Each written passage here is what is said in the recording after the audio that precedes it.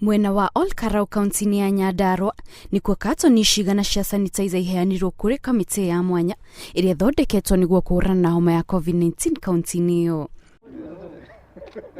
Minister wa kigina kaunti-inĩ iyo Mirimo Gwanja augite cuba ici 2,400 cia sanitizer iria mahetwo nigukorwo igiteithĩrĩria hanene hari kũhũrana na homa ya COVID-19 amu makorwo magiciheana kuri andu aria matari na ũhoti wa kwĩgũrĩra na oho ongerera ati oho thirikari ya kaunti ino iri mihango-ini ya guthondeka mask 10,000 iria magukorwo makiheana kuri muingi hatari marihi. Tuguthondeka mask 10,000 iria tukuhe makiria muno atwari a fikifiki na andu aria a matatu niguo mahote gwikinga na ni turoria andu a Nyandarua tuthikiririe uria turerwo ni ministry ya ugima wa mwiri na to make sure ni twethamba moko ni twe sanitize na ndikio turamurehera sanitizers ici na ni twa maintain social distance.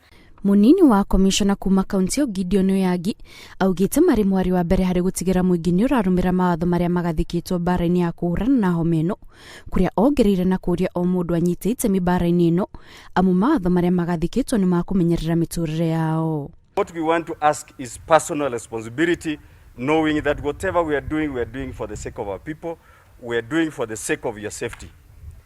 Our people are wearing masks, but they are not keeping the distance that is required. So if you are wearing your masks on your neck, and because you think you are carrying a mask, you think you are safe, you are not safe. Please, we are talking about wearing masks.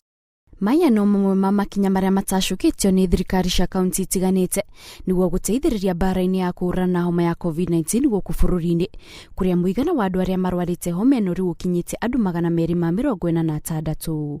Ngiribotera Inooro TV, njitagwo Kate Muthoni.